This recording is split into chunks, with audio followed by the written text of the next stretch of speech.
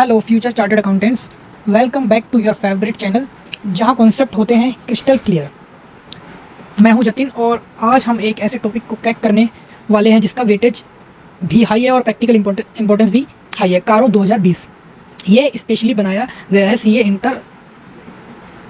यह video specially बनाया गया है सीए इंटर और फाइनल स्टूडेंट्स के लिए। हम कवर करेंगे एप्लीकेबिलिटी और 21 क्लॉजेज, कारो के 21 क्लॉजेज विद रियल एग्जांपल, और जो कॉमन प्रैक्टिकल इश्यूज आते हैं ऑडिटर को वो भी डिस्कस करेंगे हम इस वीडियो में। और टिप्स टू मास्टर कारो फॉर एग्जाम एंड आर्टिकलशिप।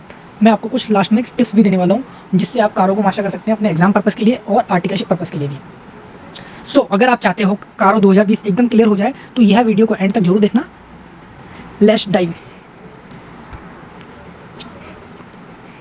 कारो का फुल फॉर्म है कंपनी ऑडिटर रिपोर्ट कारो 2020 issued by MCA under section 143(11) of companies act 2013। कारो एक डायरेक्शन है ऑडिटर को कि कुछ स्पेसिफिक मैटर पे ऑडिटर ने जरूर कमेंट करना है अपनी ऑडिट रिपोर्ट पे। इसके ऑब्जेक्टिव्स क्या है? कारो 2020 के ऑब्जेक्टिव है transparency, better accountability and structure reporting.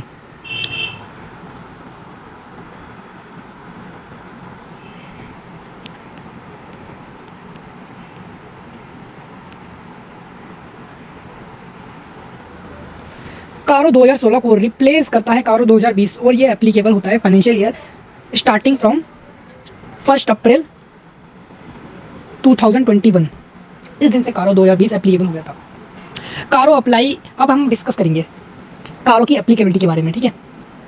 Applicability of कारो 2020। कारो अप्लाई होता है all companies, every companies including foreign company, but कुछ एक्सेप्शंस हैं जिन कंपनीज पर कारो अप्लाई नहीं होता। कारो की एप्लीकेबिलिटी क्या है? हर कंपनी पे अप्लाई होगा इंक्लूडिंग फॉरेन कंपनी, लेकिन कुछ एग्जम्पशंस हैं या फिर एक्सेप्शंस हैं जिन पे कारो अप्लीकेबल नहीं होता। तो पहला ऐसा एक्सेप्शन है small company, banking company, insurance company, 1 person company, section 8 company और कुछ स्पेसिफिक प्राइवेट कंपनीज जो सब्सिडरी कंपनी नहीं है या एसोसिएट कंपनी नहीं है किसकी, पब्लिक कंपनीज की, और साथ में जिनकी paid up share capital plus reserve and surplus 1 crore से ज़्यादा नहीं है, जिनकी बोरोइंग भी 1 करोड़ से ज़्यादा नहीं है, किससे? बैंक और फाइनेंशियल इंस्टीट्यूशन से होनी चाहिए बोरोइंग, और जिसका टर्नओवर एक्सीड नहीं करता 10 CR से। तो ठीक है, अभी अपन पढ़ रहे हैं एग्जामिशन किस कंपनी को कारो अप्लाई नहीं करना। तो इसमें हमने सबसे पहले पढ़ा small company, banking company, insurance company, 1 person company, section 8 company और कुछ ऐसी प्राइवेट कंपनीज जिनके paid up share capital plus reserve and surplus 1 crore से ज़्यादा नहीं है, बोरोइंग फाइनेंशियल इंस्टीट्यूशन से या बैंक से 1 करोड़ से ज़्यादा नहीं है, और टर्नओवर जिसका 10 CR से ज़्यादा नहीं है। तो आपको इसको याद कैसे रखना है? तो इसको याद रखने के लिए मैंने एक सिंपल सी ट्रिक बनाई हुई है जिससे आपको ये सारी लिमिट्स याद हो जाएंगी एक बार में ही, और सारी कंपनीज भी याद हो जाएंगी आपको कौन कौन सी कंपनी है। तो लिमिट आपको कैसे याद रखनी है? लिमिट के लिए एक शॉर्टकट बनाया हुआ है मैंने, SBI 18 प्राइवेट कंपनीज।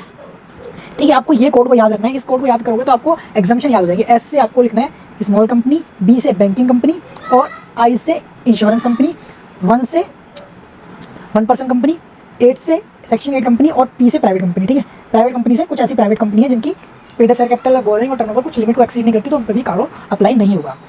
अब ये लिमिट याद कैसे रखनी है आपको? इसको याद रखना है आपको PBT, paid up share capital plus reserve and surplus, B से बोरोइंग, T से टर्नओवर, और इसकी लिमिट है 1 CR, 10 CR। ऐसे आपको इनको एग्जाम्पशंस को याद रखना है। और आपको किस कंपनीज को एग्जाम्पशन है उसके लिए आपके लिए पास ये वाला शॉर्टकट है।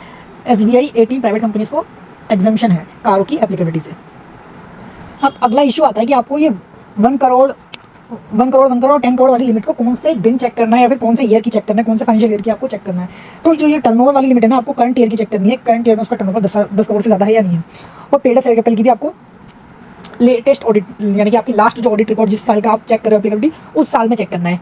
बोरिंग आपको देखनी है उस साल के अंदर किसी भी टाइम, यानी कि आप सपोज करो फाइनेंशियल ईयर 24-25 का ऑडिट कर रहे हो, तो आपको ये 1 अप्रैल 24 से 31 मार्च 2025 के बीच में देखना है कहीं भी उसकी बोरोइंग 1 करोड़ से ज़्यादा तो नहीं थी बैंक या फाइनेंशियल इंस्टीट्यूशन से, तो उस पर कारो लग जाएगा। और ये तीनों कंडीशन साथ में सेटिस्फाई करनी है तब उसको एग्जाम्पशन मिलेगी। अगर इनमें से एक भी कंडीशन सेटिस्फाई नहीं होती तो उस पर कारो लग जाएगा। लेकिन एक आपको इसमें प्रैक्टिकली, आप जब प्रैक्टिकल लाइफ में आप इसका एप्लीकेशन करने जाते हो तो एक ऐसा केस आ सकता है जहाँ पर कंपनी ये तीनों कंडीशन सेटिस्फाई नहीं कर रही तब भी उस पर कारो नहीं लगेगा। इन तीनों में से कोई भी कंडीशन, मतलब एक प्राइवेट कंपनी को कब कारो नहीं लगता, जब वो तीनों कंडीशन सेटिस्फाई कर देती है, अपना पीवीटी को 1 और 10 वाली लिमिट से कम रखती है, कम होता है तो उस पर कारो नहीं लगता। लेकिन एक केस ऐसा भी आ सकता है कि कंपनी का टर्नओवर सपोज करो 20 करोड़ है, फिर भी उसको कारो अप्लाई नहीं होगा। क्यों नहीं अप्लाई होगा? क्योंकि स्मॉल कंपनी आपको चेक करना पड़ेगा। अगर कंपनी स्मॉल कंपनी का क्राइटेरिया सेटिस्फाई कर देती है तो उस केस में क्या होगा, वो यहाँ से तो भले ही उस पर कारो लग रहा था लेकिन स्मॉल कंपनी वाली लिमिट में आ जाएगी तो उसको स्मॉल कंपनी माना जाएगा और उस पर कारो की रिपोर्टिंग नहीं होगी। ये एक इंपॉर्टेंट पॉइंट है। आपको एग्जाम में ऐसे क्वेश्चन भी दिया जाएगा जिसमें आप ये वाली लिमिट चेक करोगे और इस वाली लिमिट के हिसाब से तो उस पर कारो लग रहा होगा, लेकिन आप चेक करोगे ये कंपनी कहीं स्मॉल कंपनी तो नहीं है। अगर स्मॉल कंपनी है तो उस पर आपको चेक कर, उस पर कारो नहीं लगेगा। अब स्मॉल कंपनी क्या होती है उसके लिए आपको स्मॉल कंपनी की लिमिट याद होनी चाहिए, क्या क्राइटेरिया है, क्या टर्नओवर का क्राइटेरिया है और क्या उसका पेड अप शेयर कैपिटल का क्राइटेरिया है। तो क्राइटेरिया मैं अभी आपको बता देता हूँ। स्मॉल कंपनी किसको कहते हैं? जिसका paid up share capital 4 crore है और 4 करोड़ या उससे कम है और टर्नओवर उसका 40 करोड़ या उससे कम है, ठीक है। तो यहाँ तक आपकी स्मॉल कंपनी होती है। तो चलो अब आगे बढ़ते हैं। तो यहाँ तक हमने डिस्कस कर लिया एप्लीकेबिलिटी को। होप आपको समझ भी आ गया होगा, आपको याद भी हो गया होगा इंस्टेंटली। SBI 18 प्राइवेट कंपनी को कारो से एग्जामिशन है। उसके बाद हम डिस्कस करते हैं close wise detail explanation with practical issues. अब हम कारो के क्लोजेस पढ़ेंगे जिन पे ऑडिटर को कमेंट करना है अगर उनमें कुछ अनफेवरेबल बात है तो। पैरा 3 जो है आपका, उसके अंदर पैरा 3 जो है कारो का, उसमें बताया गया है कौन कौन से ऐसे मैटर्स हैं यानी कि क्लोजेस हैं जो ऑडिटर को अपनी रिपोर्ट में इनकॉर्पोरेटेड करने हैं। तो जिसमें पहला क्लोज हम पढ़ने वाले हैं। पहला क्लोज है property plant equipment and intangible assets की बात करता है। यह वाला क्लोज कहता है कि कंपनी ने क्या प्रॉपर रिकॉर्ड्स मेंटेन किए हुए हैं, जिसमें उसने बताई हुई है क्वांटिटेटिव डिटेल्स, कहाँ कहाँ पर उसकी फिक्स असेट्स सिचुएटेड है, क्या कंपनी ने ऐसे रिकॉर्ड्स मेंटेन किए हुए हैं इंटेंजिबल असेट्स के लिए भी। तो पहला क्लोज आपकी फिक्स असेट्स की बात कर रहा है कि कंपनी ने प्रॉपर रिकॉर्ड्स मेंटेन किए हुए हैं पीपीई के और इंटेंजिबल असेट्स के, जिसमें उसके सारे पर्टिकुलर्स लिखे हुए हैं, कितनी असेट्स थी, क्या परचेज की डेट थी उनकी, कितनी कॉस्ट पर उसने खरीदा था उसको, क्या उनकी लाइफ थी, क्या उन पर डेप्रिसिएशन लगाए आज तक और कहाँ पर वो सिचुएटेड है। ये सारे उसके पास पर्टिकुलर्स होने चाहिए, उसने एक ऐसा रजिस्टर मेंटेन करना चाहिए, ठीक है। तो अगला बोलता है क्या कंपनी ने प्रॉपर्टी प्लांट एंड इक्विपमेंट का फिजिकल वेरिफिकेशन किया है। अगर किया है तो वो रीजनेबल इंटरवल पे होना चाहिए। Whether any material discrepancy for notice on such verification, क्या कोई मटेरियल डिस्क्रिपेंसी पाई गई उस वेरिफिकेशन में, अगर पाई गई तो क्या उसको प्रॉपर्ली डील कर लिया गया बुक्स ऑफ अकाउंट में, ये ऑडिटर को इस पर कमेंट करना है। अगर प्रॉपर्ली डील नहीं किया गया तो उसको बताना पड़ेगा अपनी रिपोर्ट में। अब इसी में नेक्स्ट पॉइंट बोलता है क्या टाइटल डीड, जितनी भी इमूवेबल प्रॉपर्टीज थी उनकी टाइटल डीड कंपनी के नाम पर होनी चाहिए। जो भी फाइनेंशियल स्टेटमेंट में इन इमूवेबल प्रॉपर्टीज़ हैं कंपनी के पास, उन सभी की टाइटल डीड क्या कंपनी के नाम पर है। अगर नहीं है तो यहाँ पर ऑडिटर को रिपोर्ट करना है कि कौन कौन सी ऐसी एसेट्स हैं जो कंपनी के नाम, जिसकी टाइटल कंपनी के नाम पर नहीं है, किसी और के नाम पर है, और ये सारी इन्फॉर्मेशन उसको प्रोवाइड करनी है। सबसे पहले उसको बताना कि उस प्रॉपर्टी का डिस्क्रिप्शन क्या है जिस प्रॉपर्टी की टाइटल कंपनी के नाम पर नहीं है, उसकी ग्रॉस कैरिंग वैल्यू क्या है, ग्रॉस कैरिंग वैल्यू क्या है बुक्स ऑफ अकाउंट्स में, और किसके नाम पर है। फिर वो कंपनी के नाम पर नहीं है टाइटल डीड तो किसके नाम पर है, और जिसके नाम पर है कहीं वो प्रमोटर, डायरेक्टर या उनका कोई रिलेटिव या एम्प्लॉय के नाम पर तो नहीं है, तो आपको यहाँ भी उसका बताना पड़ेगा नेचर। आपको फिर इंडिकेट करना है पीरियड हेल्ड, कितने पीरियड के लिए वो कंपनी के नाम पर, वो उस एम्प्लॉय के नाम पर है या फिर किसी अदर पर्सन के नाम पर है, और साथ ही साथ आपको रीज़न भी बताना है अपनी रिपोर्ट में कि कंपनी ने क्यों उस टाइटल डीड को अपने नाम पर नहीं रखा हुआ, और कोई डिस्प्यूट है तो वो भी आपको इंडिकेट करना है अपनी रिपोर्ट में। अब प्रैक्टिकल लाइफ में क्या होता है, कई बार आप किसी क्लाइंट का ऑडिट करने जाते हो तो उनसे पूछते हो तो वो कहते हैं कंपनी बोलती है प्रॉपर्टी उसकी है लेकिन रजिस्ट्री किसी डायरेक्टर के नाम पे होती है, तो ऑडिटर को एविडेंसेस के बेसिस पे डिस्क्लोज करना पड़ता है। तो आपको क्या करना है, ऐसी इमूवेबल प्रॉपर्टीज़ को के टाइटल को देखना है और उसमें देखना है कि कंपनी का नाम पर है या नहीं है। कंपनी के नाम पर नहीं है तो आपको अपनी कारो रिपोर्ट में उसकी रिपोर्टिंग करके चलना है। अब इसी में नेक्स्ट पॉइंट क्या बोलता है, क्या पीपीई या इंटेंजिबल एसेट का वैल्यूएशन किया गया है।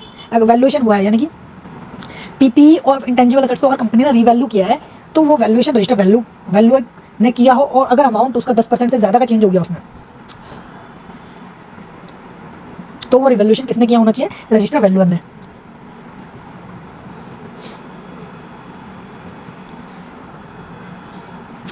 फिर इसमें नेक्स्ट लास्ट पॉइंट ये है कि क्या कोई कंपनी के अगेंस्ट पेंडिंग है या इनिशिएट हो चुकी है, कोई ऐसी प्रॉपर्टी जो कंपनी ने बेनामी प्रॉपर्टी हेल्ड करी हो या बेनामी ट्रांजैक्शन से हेल्ड करी हो, तो ऐसी भी अगर कोई प्रॉपर्टी कंपनी के नाम पर है या फिर कंपनी के पास है जिसमें कंपनी के अगेंस्ट केस चल रहा है बेनामी प्रॉपर्टी का, तो वो भी आपको अपनी ऑडिट रिपोर्ट में बताना है। तो ये था क्लोज 1 आपका कारों का। अब क्लोज 2 की बात करते हैं हम। क्लोज 2 है आपका इन्वेंट्री और वर्किंग कैपिटल की बात करता है। तो ये भी ये सेम बात करता है, क्या कंपनी ने इन्वेंट्री का फिजिकल वेरिफिकेशन रीजनेबल इंटरवल्स पे किया, और किया तो जिन प्रोसेस को लगाया या कवरेज करी वो अप्रोप्रिएट थी या नहीं थी। कंपनी ने एक तो रीजनेबल इंटरवल्स पे क्या करना चाहिए, अपनी इन्वेंट्री को फिजिकली वेरीफाई करना चाहिए, और क्या वो वेरिफिकेशन ऑडिटर की ओपिनियन में अप्रोप्रिएट था या नहीं था, ये ऑडिटर को बताना है। और फिजिकल वेरिफिकेशन में अगर कोई 10% या उससे ज़्यादा की डिस्क्रिपेंसी पाई जाती है, तो क्या वो प्रॉपर्ली बुक्स में अकाउंटिंग कर ली गई, उसको डील कर लिया गया, डिस्क्लोजर वगैरह जो देने थे वो दे दिए गए। तो एक चीज़ तो ऑडिटर को इन्वेंट्री के बारे में ये रिपोर्ट करना है। इसी में सेकंड दूसरे क्लोज का दूसरा पॉइंट क्या बोलता है, दूसरा पॉइंट आपका बोलता है वर्किंग कैपिटल के बारे में। क्या ड्यूरिंग द ईयर कंपनी को कोई वर्किंग कैपिटल लिमिट सेंक्शन हुई जो 5 करोड़ से ज़्यादा की है, ठीक है, जो 5 CR से ज़्यादा की है वर्किंग कैपिटल लिमिट, अगर हुई तो क्या, और ये हुई होनी चाहिए 5 करोड़ से ज़्यादा हुई है किसके बेसिस पे, आपकी करंट असेट के बेसिस पे, ठीक है। वर्किंग कैपिटल यानी कि बैंक को आप वर्किंग कैपिटल लोगे, ओवरड्राफ्ट लोगे तो बैंक सिक्योरिटी मांगेगा, और सिक्योरिटी कंपनी ने किसकी दी है, करंट असेट्स की या इन्वेंट्री वगैरह की, ठीक है। तो जो क्वार्टरली रिटर्न्स भरते हैं, बैंक को क्वार्टरली रिटर्न्स भरनी पड़ती हैं। ऐसे केस में कंपनी को क्या करना होगा, क्वार्टरली अपने रिजल्ट्स बताने पड़ेंगे या फिर रिटर्न भर के देनी पड़ेगी कंपनी को। तो वो रिटर्न्स क्या होनी चाहिए, आपकी बुक्स ऑफ अकाउंट्स के। ऑडिटर को चेक करना है कि जो कंपनी रिटर्न भर के दे रही है बैंक को या फाइनेंशियल इंस्टीट्यूशंस को, बैंक या फाइनेंशियल इंस्टीट्यूशंस को रिटर्न भर के दे रही है, वो एग्रीमेंट होनी चाहिए, ठीक है। वो एग्री कर रही है आपकी बुक्स ऑफ अकाउंट से। ऑडिटर को चेक करनी है वो रिटर्न्स कि वो आपके बुक्स ऑफ अकाउंट से मैच करती हैं या नहीं करती हैं, कहीं कंपनी गलत तो इन्फॉर्म नहीं कर रही, ठीक है। तो सेकंड क्लॉज आपको ये बोलता है, अगर कंपनी ने लोन लिया हुआ है, वर्किंग कैपिटल लिमिट ली हुई है 5 करोड़ से ज़्यादा की बैंक या फाइनेंशियल इंस्टीट्यूशन से करंट असेट की सिक्योरिटी के बेसिस पे, तो जो रिटर्न्स भर रही है कंपनी उस बैंक को, क्या वो बुक्स ऑफ अकाउंट से एग्री करते हैं या नहीं करते। अब प्रैक्टिकल लाइफ में कई बार क्या होता है, इन्वेंट्री का ना फिजिकल वेरिफिकेशन ऑडिटर के लिए पॉसिबल नहीं होता, मैनेजमेंट के लिए भी पॉसिबल नहीं हो पाता। क्योंकि सपोज करो कोई कंस्ट्रक्शन कंपनी है, उसका तो मटेरियल ऐसी ऐसी जगहों पर पड़ा है जहाँ पर आप काउंट नहीं कर सकते और फैला पड़ा है, उसकी क्वांटिटी आप ढंग से निकाल नहीं सकते, उसको मेजर नहीं करने में मुश्किल आती है। तो वहाँ पर ऑडिटर को क्या करना पड़ता है, रिलायंस करना पड़ता है कंपनी के इंटरनल कंट्रोल्स पे और टेस्ट ऑफ कंट्रोल्स पे। उसको टेस्ट चेक करने होते हैं कंपनी के बुक्स ऑफ अकाउंट में कितनी इन्वेंट्री पड़ी है, कुछ स्पेसिफिक क्लास की इन्वेंट्री है, तो उसको वो जिसको काउंट कर सकता है कर लेता है, जिसको नहीं कर सकता वो नहीं कर पाता है। अब हम आ गए क्लोज 3 पर। क्लोज 3 बात करता है investment guarantee, loans and advance की। इस क्लोज का ऑब्जेक्टिव है, क्या लोन्स इन्वेस्टमेंट गारंटी कहीं प्रिजुडिशियल तो नहीं है कंपनी के इंटरेस्ट में। तो यह क्लोज बोलता है, क्या ड्यूरिंग द ईयर कंपनी ने कोई लोन, एडवांस या गारंटी या सिक्योरिटी तो नहीं दी किसी पर्सन को। अगर लोन, गारंटी, इन्वेस्टमेंट या फिर सिक्योरिटी दी है तो ऑडिटर को इंडिकेट करना है अपनी रिपोर्ट में, aggregate amount during the year and balance outstanding at the balance sheet date with respect to such loans and advance and guarantee issued to subsidiaries, joint venture and associates। तो auditor को क्या करना है, अगर company ने ऐसा कुछ loans, advance या फिर सिक्योरिटी गारंटी दी हुई है तो ऑडिटर को बताना है कि कितना aggregate amount during the year दिया और कितना आउटस्टैंडिंग है बैलेंस शीट डेट पे, जो रिलेट करता है सब्सिडरी, एसोसिएट्स और जॉइंट वेंचर से। उसके बाद aggregate amount outstanding during the year, balance outstanding at the balance sheet date with respect to such loans and advance, guarantee issued to other than subsidiary associates. तो उसमें auditor को 2 part में उसकी reporting करनी है, एक तो लोन्स, एडवांस और सिक्योरिटी गारंटी, इसका जो टोटल अमाउंट है वो बताना है, और उसके बाद आउटस्टैंडिंग बैलेंस शीट डेट पे आउटस्टैंडिंग अमाउंट कितना है वो बताना है। और ये 2 लोगों के लिए बताना है उसको अलग अलग, एक तो सब्सिडरी, एसोसिएट, जॉइंट वेंचर और एक other than subsidiary, associate, joint venture, इनकी किस्में बताना है उसको कितना कितना आउटस्टैंडिंग है, ठीक है। नेक्स्ट पॉइंट इसमें बोलता है,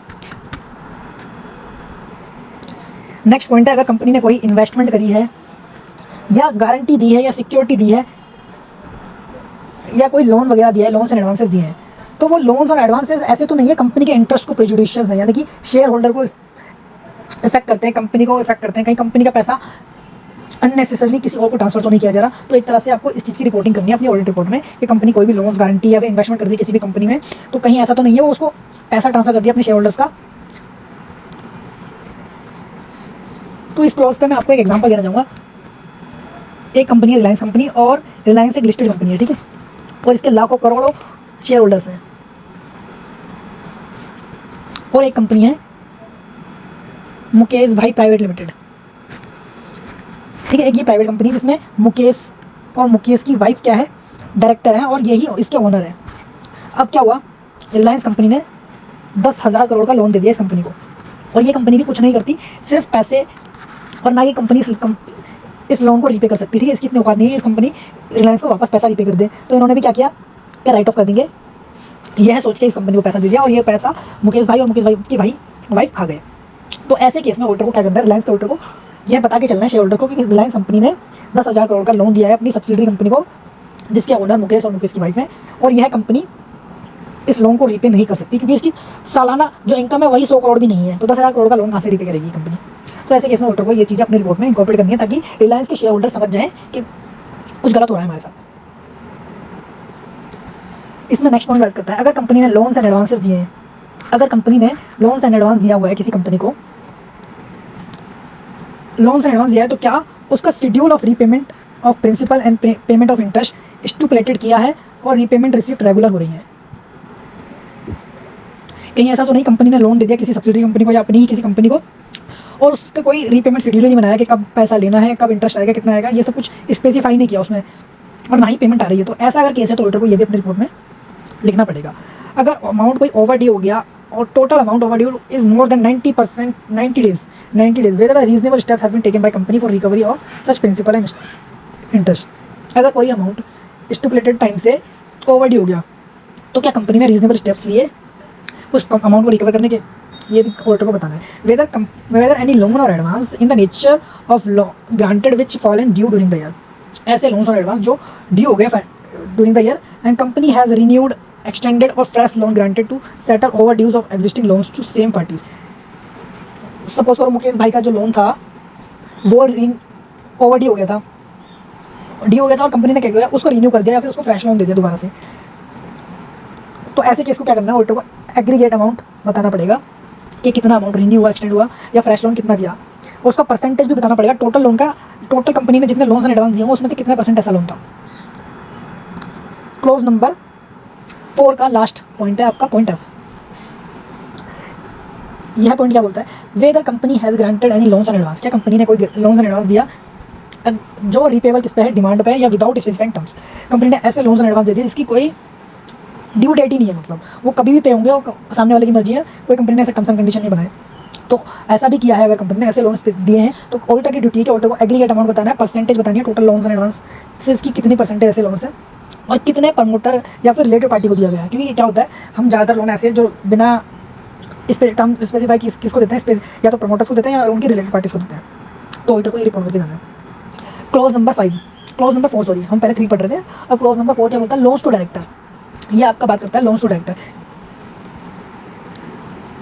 इन respect of loans, investment, guarantee and security, where the provision of section 145 and 146, ये लोन्स की बात करता है, ये इन्वेस्टमेंट की बात करता है आपके कंपनी एक्ट में, have been complied with, if not then provide करनी है आपको डिटेल्स।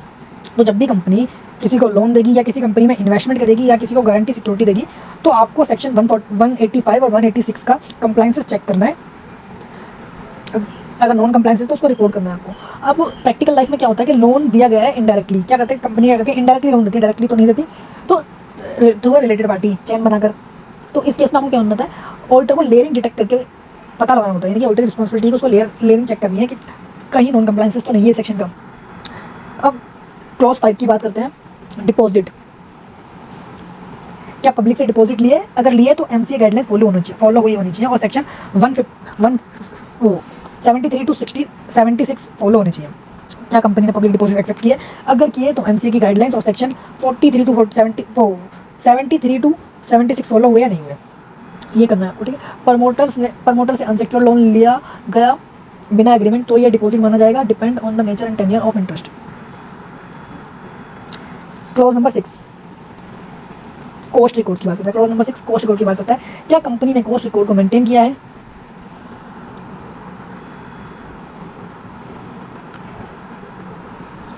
तो इसमें सबसे पहले आपको बताना है कि स्पेसिफाई है कंपनी के लिए कॉस्ट रिकॉर्ड मेंटेन करना सेक्शन 148 के हिसाब से, अगर है तो कंपनी ने मेंटेन किया है या नहीं किया। नेक्स्ट आता है आपका क्लोज नंबर 7, सबसे इंपॉर्टेंट क्लोज है मेरे हिसाब से, स्टैच्यूटरी ड्यूज की बात करता है। टाइमली पेमेंट होनी चाहिए आपकी स्टैच्यूटरी ड्यूज, जैसे जीएसटी, टीडीएस, पीएफ, ईएसआई। तो इसमें आपको रिपोर्ट क्या करना होता है वो देखते हैं। तो इस क्लोज में सबसे पहले आपको पॉइंट नंबर 1 पे बताना है क्या कंपनी रेगुलरली डिपॉजिट कर रही है अपने सभी undisputed statutory dues in GST, PF, ESI, income tax, sales tax, service tax, duty of custom, duty of excise, VAT, cess, any statutory dues to appropriate authorities. If not then extend करना है आपको arrear of outstanding statutory dues as on the last day of financial year for a period more than 6 months from the date they become payable and shall be indicated. तो इस close में आपको ये बताना है कि कंपनी अपने जो अनडिस्प्यूटेड का मतलब है जिस पे कंपनी को कोई डिस्प्यूट नहीं है, कंपनी को पे करना है, कंपनी को पता भी है कि कंपनी उस पर कोई डिस्प्यूट नहीं कर रही, कंपनी भी मानती है कि हमारी लायबिलिटी है, हमें पे करना है, तो कंपनी को रेगुलरली पे करना चाहिए अपना PF ESI जितने भी स्टैट्यूटरी ड्यूज हैं एप्रोप्रिएट गवर्नमेंट्स को। लेकिन अगर नहीं पे कर रही तो स्टैट्यूटरी ऑडिटर को अपनी ऑडिट रिपोर्ट में रिपोर्ट करना पड़ेगा। अगर ऐसे स्टैट्यूटरी ड्यूज को 6 months से ज़्यादा हो जाते हैं, 6 months से ज़्यादा हो जाते हैं बैलेंस शीट डेट पर आउटस्टैंडिंग हुए, तो ऑडिटर को रिपोर्ट कर। अब इसी का पॉइंट नंबर B क्या बोलता है, ऐसे स्टैट्यूटरी ड्यूज जो डिपॉजिट नहीं हुए किसी डिस्प्यूट की वजह से, स्टैट्यूटरी ड्यूज कंपनी ने डिपॉजिट नहीं किया स्टैट्यूटरी ड्यूज के इस डिस्प्यूट की वजह से। सपोज करो कंपनी के पास GST की डिमांड आई, अब डिमांड आई तो डिमांड में क्या होता है, गवर्नमेंट को तो लगता है कि कंपनी को पैसा पे करना है, लेकिन कंपनी बोलती है हमारे ऊपर ये केस नहीं लगता, हमें ये लायबिलिटी नहीं पे करनी, इसके लिए हम फाइट करेंगे कोर्ट में, तो इसमें डिस्प्यूट है। तो ऐसे ड्यूज क्या होते हैं, ये पे नहीं होते, तो इनको आपको अलग से रिपोर्ट करना है कि उसमें कितना अमाउंट इन्वॉल्व है और कौन से फॉरम मतलब कौन सी अथॉरिटी के पास वो केस आपका पेंडिंग है और अमाउंट कितना इन्वॉल्व है, ये आपको रिपोर्ट करके चलना है। जैसे GST का केस है हमारा, अमाउंट इसमें 10 करोड़ है और GST अपीलेट के पास ही आपका केस पेंडिंग है, तो ये आपको रिपोर्टिंग करनी है इसमें। अब क्लॉज नंबर 8, आज मैं इस वीडियो में सिर्फ आपको क्लॉज नंबर 10 तक बताऊंगा, नेक्स्ट वीडियो में हम सारे क्लॉज बाकी के जो बच जाएंगे वो कवर करेंगे, तो आप मेरे को नेक्स्ट वीडियो देख सकते हो बाकी पूरा अपना कार्य कवर करने के। क्लॉज नंबर 8 क्या बोलता है, कोई ऐसा ट्रांजैक्शन तो कंपनी ने अपनी बुक्स में जो रिकॉर्ड नहीं किया था, ट्रांजैक्शन नॉट रिकॉर्डेड, कोई ऐसा ट्रांजैक्शन जो कंपनी ने अपनी बुक्स में रिकॉर्ड नहीं किया था, लेकिन इनकम टैक्स अथॉरिटी को या तो उसने सरेंडर कर दिया या फिर डिस्क्लोज कर दिया during the year in tax assessment under the income tax act, if so whether the previously unrecorded income has been properly recorded in the books of account. तो क्या आज जब उसकी इनकम को पकड़ लिया है गवर्नमेंट ने या उसने डिस्क्लोज कर दिया, तो अब उसकी अकाउंटिंग उसने अपनी बुक्स ऑफ अकाउंट में करी या नहीं करी, आपको ये बताना है इस वाले क्लोज में। अब क्लोज नंबर 9 आपका अगेन इंपॉर्टेंट क्लोज है, आपको ये याद होना चाहिए पूरा ढंग से, इससे क्वेश्चन बनता है। अब ऊपर जो क्लॉज 3 था वो भी लोन्स इन्वेस्टमेंट की बात कर रहा था, लेकिन वो कौन से वाले लोन थे जो कंपनी ने दिए हुए थे। इस क्लॉज में हम बात करेंगे जो कंपनी ने लोन्स लिए हुए हैं या बोरिंग ली हुई है, लिए हुए हैं मतलब लायबिलिटी है कंपनी के लिए, तो उसकी रिपोर्टिंग क्या होनी है उसकी बात करते हैं। तो कंपनी ने कहीं कोई डिफ़ॉल्ट तो नहीं कर लिया रीपेमेंट में लोन्स की, अपनी बोरिंग्स की या उनके इंटरेस्ट का, किसी भी लेंडर का जिससे भी उसने लिया होता। अगर यस है यानी कि डिफ़ॉल्ट है तो ऑडिटर को क्या करना है, रिपोर्ट या ऑडिटर को रिपोर्ट करना है कि उस नेचर क्या था उसका, यानी कि वो लोन का नेचर क्या था, लेंडर का नाम क्या था। यहाँ पे क्या करना है आपको, लेंडर वाइज रिपोर्टिंग करनी है। सपोज करो एक कंपनी थी तो उसने जितने भी लेंडर्स का डिफॉल्ट किया, सपोज करो पहला था SBI बैंक था, दूसरा यस बैंक था, तीसरा आपका कैनरा बैंक था, और इन सब के डिफॉल्ट किए हुए हैं उस कंपनी ने। तो आपको यहाँ पे सबके नाम देने हैं और कितना कितना अमाउंट था, यहाँ पे 1 करोड़ था, यहाँ पे 2 करोड़ था, यहाँ पे 10 करोड़ था, तो ये अमाउंट जो नहीं पे हुए वो इंडिकेट करने हैं। और इस पर ये प्रिंसिपल का अमाउंट था, इंटरेस्ट का अमाउंट था, बहुत था, ये भी आपको बताना है। और कितने दिन का डिले हुआ है इस अनपेड अमाउंट में वो भी आपको यहाँ पर देने हैं, और आपको रिमार्क्स देना है तो वो भी आप यहाँ पर दे सकते हो। ये रिपोर्टिंग करके चलनी है आपको इस क्लोज में कि कंपनी ने लोन लिया और उसका डिफॉल्ट है, तो आपको डिफॉल्ट जितने भी लेंडर्स हैं उनके नाम देने हैं और कितना कितने दिन का डिफॉल्ट है वो भी बताना है। नेक्स्ट पॉइंट इस क्लोज में बात करता है whether company is declared wilful defaulter by any bank और फाइनेंशियल इंस्टीट्यूशन, मतलब कंपनी विलफुल डिफॉल्टर डिक्लेयर हुई है तो वो भी आपको बताना है। नेक्स्ट पॉइंट है whether the term loans were applied for the purpose, company ने लोन लिया और जिस पर्पस के लिए लिया क्या वो उसी पर्पस के लिए यूज़ हो रहा है। अगर नहीं हुआ तो आपको अमाउंट ऑफ लोन देना है जो कंपनी ने यूज़ किया अदर पर्पस के लिए, यानी कि जिस पर्पस, यानी कि कंपनी ने बोला था कि इस अमाउंट 100 करोड़ का लोन लिया कंपनी ने और बोला इससे हम एक फैक्ट्री खोलेंगे। कंपनी ने फैक्ट्री तो नहीं खोली लेकिन डायरेक्टर्स को ट्रिप पे भेज दिया, डायरेक्टर को और उनकी फैमिली को ट्रिप पे भेज दिया और वहाँ पर 20 करोड़ रुपये उड़ा दिए एक एग्जाम्पल के लिए, तो आपको ये बताना पड़ेगा अपनी ऑडिट रिपोर्ट में। अब क्लोज नंबर 9 का पॉइंट नंबर डी, जो भी कंपनी ने फंड राइज किए थे on a short term basis have been utilised for long term purpose, if yes then आपको नेचर एंड अमाउंट इंडिकेट करना है। कोई भी ऐसा शॉर्ट टर्म लोन जो कंपनी ने बैंक से लिया था या इंस्टीट्यूशन से लिया था, किसी भी वर्किंग कैपिटल लोन था वो, लेकिन उससे कंपनी ने कोई लॉन्ग टर्म एसेट या फिर कोई लॉन्ग टर्म जगह पर तो उसको यूज़ नहीं कर लिया, अगर कर लिया तो आपको भैया बताना है अपनी रिपोर्ट में, क्योंकि इससे कंपनी की फाइनेंशियल परफॉर्मेंस पे एडवर्स इफेक्ट पड़ेगा, क्योंकि कंपनी का लोन पे करना है शॉर्ट टर्म बेसिस पे और उसने लॉन्ग टर्म एसेट्स में उसको लगा दिया, वहाँ से उसको रिटर्न नहीं मिलने वाला। अब नेक्स्ट पॉइंट है इसमें ई पॉइंट, क्या कंपनी ने कोई ऐसे लोन या फंड लिए, ठीक है। पॉइंट नंबर ई में आपको बताना है क्या कंपनी ने कहीं से लोन या फिर फंड लिया क्या करने के लिए, अपनी सब्सिडरी एसोसिएट्स या फिर जॉइंट वेंचर की ऑब्लिगेशंस को मीट करने के लिए। अगर लिया है तो आपको क्या करना है, नेचर ऑफ ट्रांजैक्शन बताना है, अमाउंट इन ईच केस बताना है। नेक्स्ट पॉइंट बात करता है इसमें F, point number F, whether the company has राइज्ड loan during the year, क्या कंपनी ने लोन लिया ऑन प्लेज ऑफ सिक्योरिटी, अपनी सिक्योरिटी, अपनी सब्सिडरी कंपनीज की, जॉइंट वेंचर कंपनी की, एसोसिएट कंपनी की सिक्योरिटीज़, मतलब शेयर्स की सिक्योरिटी प्लेज करके अगर कोई भी लोन लिया है तो कंपनी ऑडिटर को क्या करना भैया, डिटेल दे देनी है अपनी रिपोर्ट में कि कंपनी हैज़ डिफॉल्टेड, तो अपनी रिपोर्ट दे देनी है। अगर कोई डिफ़ॉल्ट है तो वो भी उसको बताना है। यहाँ तक अपने क्लोज नंबर 9 हो गया। अब क्लोज नंबर 10 आज की वीडियो का हमारा लास्ट क्लोज है। इसके बाद अगली वीडियो में हम बाकी क्लोज करेंगे। क्लोज नंबर 10 आपका क्या क्या है? क्लोज नंबर 10 आपका आईपीओ वगैरह की बात करता है। आईपीओ, एफपीओ और प्रेफरेंशियल अलॉटमेंट की बात करता है, या फिर प्राइवेट प्लेसमेंट की। ये कुछ बातें होने वाली है इस क्लोज में। अगर कंपनी ने ऐसा कुछ किया है तो आपको कुछ रिपोर्टिंग करनी है। तो चलो पढ़ते हैं क्लोज नंबर 10 का point number A. Whether money raised by way of IPO, FPO during the year were applied for the purpose for which those are raised। मतलब कंपनी ने IPO, FPO से जो पैसा उठाया था और जो पर्पस बता के शेयर होल्डर को उठाया था, अगर उस पर्पस के लिए पैसा यूज़ नहीं हुआ तो आपको क्या करना है, डिटेल्स देनी है भैया, और बताना भी है कि वो पैसा कहाँ पर यूज़ किया कंपनी ने उस पर्पस के अलावा। अब पॉइंट नंबर बी में क्या होता है, अगर कंपनी ने कोई प्रेफरेंशियल अलॉटमेंट किया या प्राइवेट प्लेसमेंट किया अपने शेयर्स का या डिवेंचर्स का ड्यूरिंग द ईयर, तो आपको चेक करनी पड़ेंगी सेक्शन 42 का कंप्लाइंसेस, सेक्शन 62 का कंप्लाइंसेस, और जो फंड राइज हुए थे यूज़ होने चाहिए उसी पर्पस के लिए जिसके लिए वो रेस किए गए थे। अगर ऐसा नहीं है तो ऑडिटर को फिर अमाउंट इन्वॉल्व कितना था उसमें और नॉन कंप्लाइंसेस क्या था। मतलब कंपनी ने तो बोला था हम इसको एक्सपेंशन में यूज़ करेंगे, लेकिन कंपनी उसको अलग ही यूज़ कर रही है, तो ऑडिटर को इस केस में बताना पड़ेगा।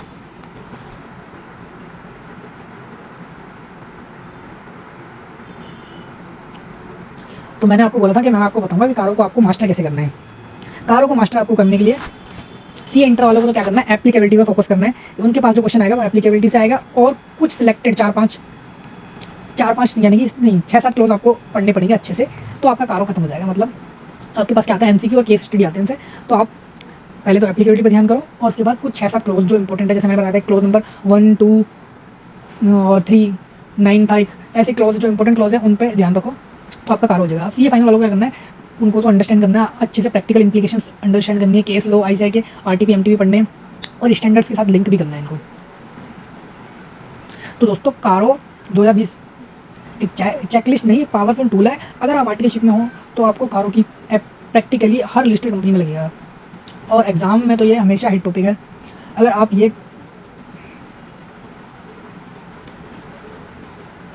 अगर आपको ये वीडियो हेल्पफुल लगाओ, लाइक करो, शेयर करो और चैनल को सब्सक्राइब करो for more such amazing content. मिलते हैं नेक्स्ट वीडियो में, तब तक के लिए कीप स्टडिंग, कीप शाइनिंग।